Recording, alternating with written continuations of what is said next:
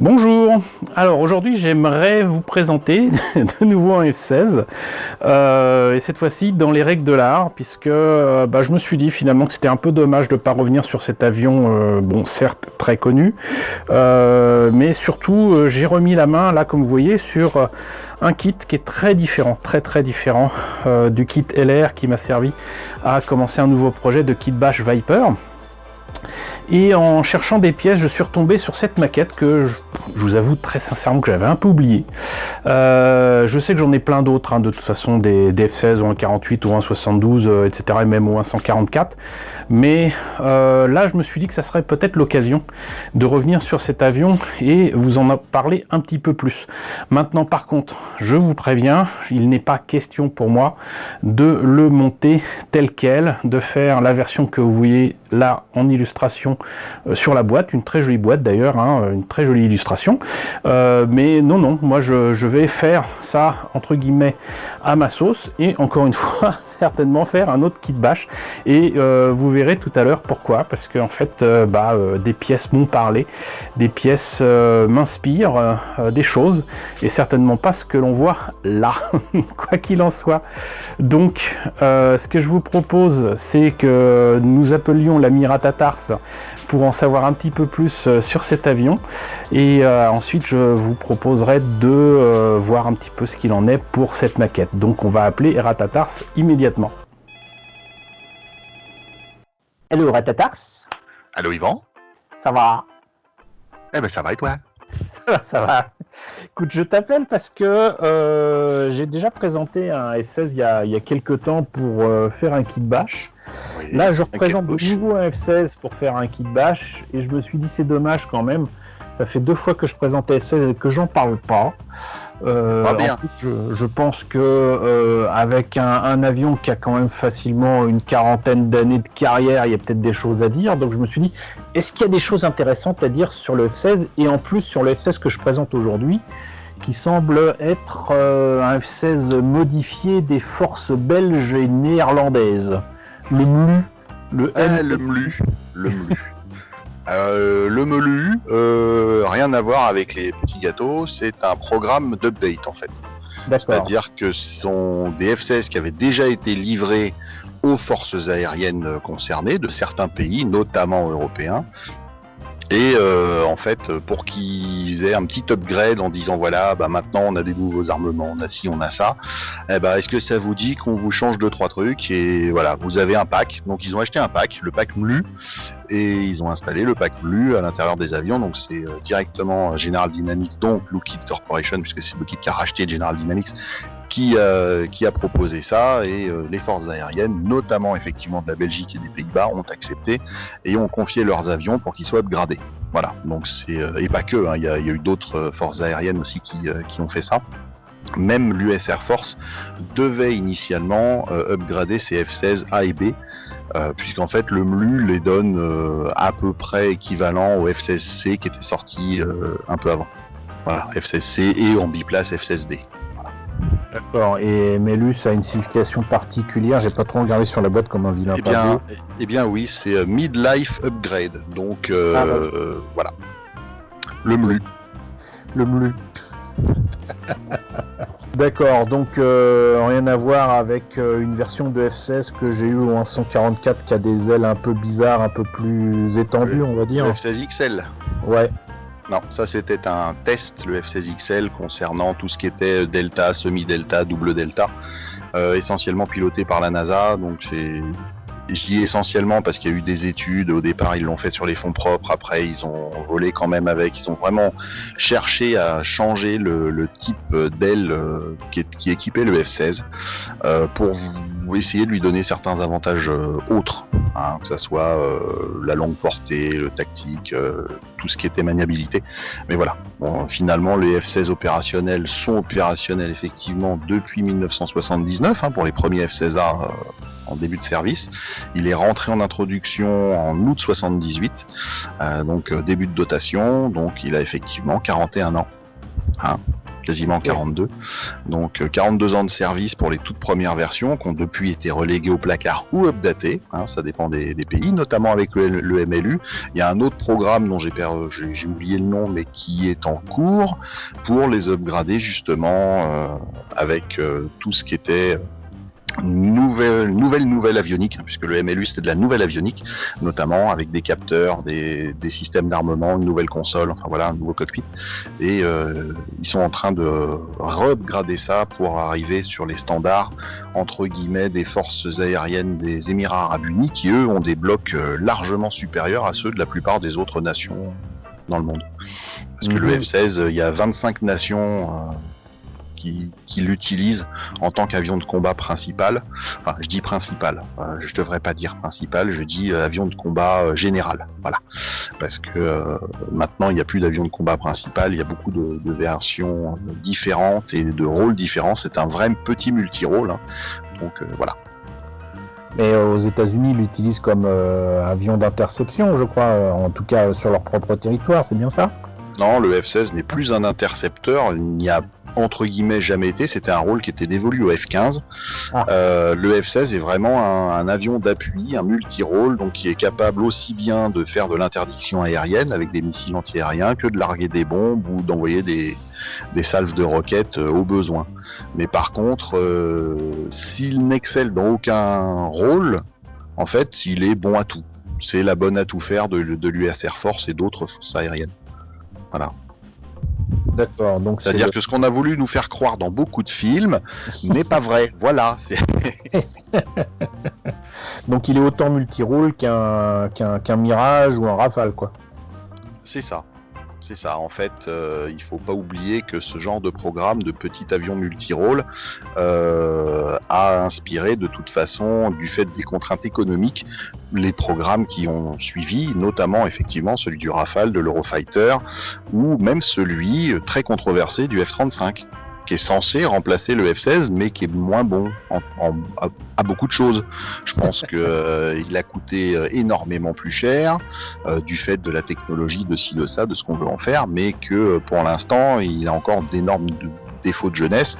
Il sera peut-être bon à quelque chose quand ils auront dépensé encore l'équivalent des 200 milliards de dollars. Voilà, c'est le problème quand on veut révolutionner quelque chose, c'est qu'à un moment donné, ça devient difficile, quoi. Écoute, merci beaucoup de ces précisions concernant cet avion de Lockheed. Je t'en prie.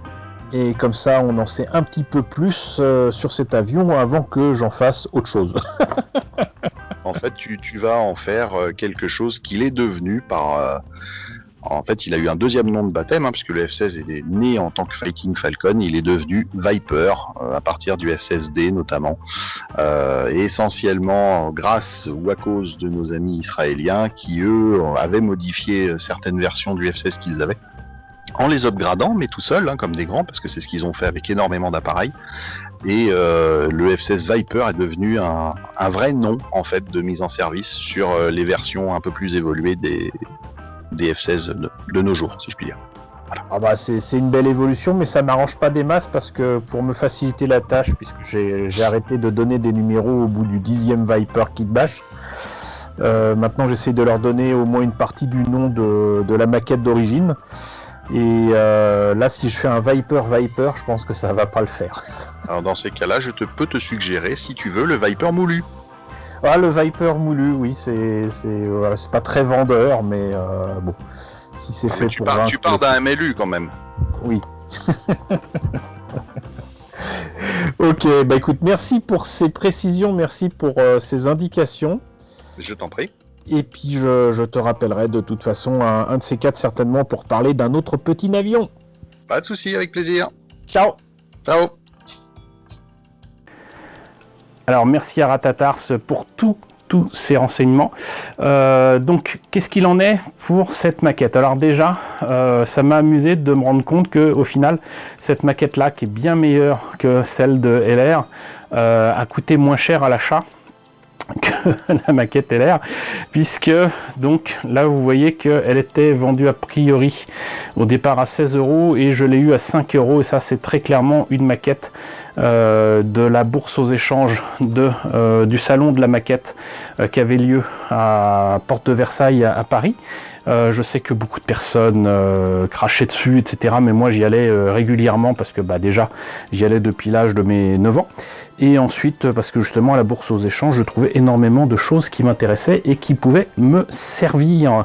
Voilà, donc tant pis pour les rageux, moi en tout cas j'y trouvais mon compte. Puis j'y ai exposé aussi assez souvent des maquettes de SF, comme vous l'aurez certainement deviné. J'y ai même gagné un prix avec une Fiat 500 du château de Cagliostro que j'ai finalisé avec l'ami Dany qui avait fait donc le diorama autour de la Fiat 500. Mais pour revenir sur le F16, donc vous voyez qu'il est possible lors de salons professionnels de faire éventuellement des affaires. Ça peut être aussi des promos, des déstockages de boutiques qui ne veulent pas revenir avec leur stock. Et si vous arrivez le dernier jour, genre le dimanche, il n'est pas interdit de se dire tiens, qu'est-ce qu'il y a là? Et puis vous allez avoir une remise. Moi je sais qu'il y avait une boutique comme ça qui me faisait régulièrement des remises sur place. C'est-à-dire que vous voyez un kit, je sais pas, moi je dis une bêtise, mais à 60 €, et puis vous arrivez à la caisse et puis paf, vous n'avez rien demandé, paf, vous avez votre maquette à 50 € au lieu de 60. Voilà, ça c'est super agréable et c'est tout à fait envisageable. Donc voilà, ça c'était un beau petit achat il y a plusieurs années. Qu'est-ce qu'il en est sinon pour la boîte? Là vous avez des photos du modèle monté et peint. Des informations sur l'avion, mais on a tout ce qu'on voulait tout à l'heure avec l'intervention de Ratatars. Et là, de belles illustrations d'autres boîtes, d'autres maquettes et un petit peu d'autopub, d'autopromo de Revell pour dire acheter nos produits, ce qui est tout à fait normal, mais pour ce qui était la gamme aérographe, c'était quand même pas génial, c'était pas super.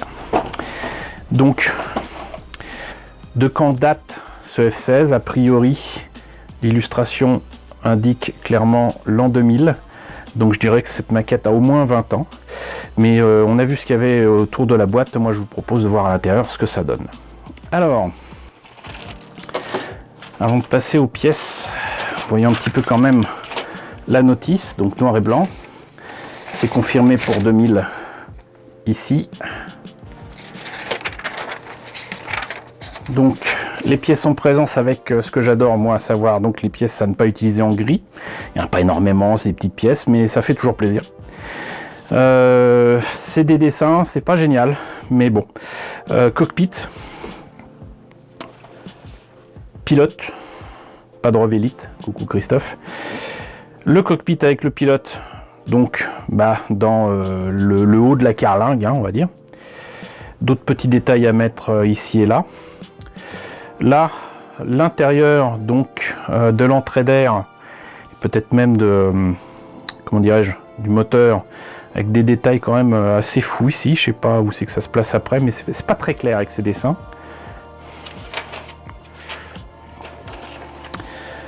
Là, on a donc l'entrée d'air ici, donc je dirais les baies de train d'atterrissage. Là, je sais pas trop ce que c'est. Donc là, on voit que le bas de la carlingue, le haut de la carlingue, c'est en 3 pièces. J'imagine que c'est parce que tout simplement cette pièce-là est interchangeable pour le kit original pour permettre de faire la version, donc j'allais dire monoplace ou biplace, donc avec 1 ou 2 pilotes. Ici, donc l'empennage arrière, si je me trompe pas, le moteur, le nez de l'appareil. Pareil ici, j'imagine que c'est des détails qui doivent changer selon un modèle ou un autre. Les trains d'atterrissage, si on les met. Hop. Encore quelques détails ici et là. Quand même un beau kit. Hein. La verrière. Je sais pas ce que c'est, réservoir ou quoi. Les missiles. Tout l'armement en fait. L'armement avec différentes options, on va dire. D'ailleurs, c'est cette pièce-là, là. La pièce ici montée 31 que j'ai utilisé d'ailleurs pour le précédent projet de kit bash. Très belle pièce qui m'a été très utile. Et là donc tout ce qu'il faut pour l'armement, La version Air Force des Belges, des Néerlandais. Et voilà.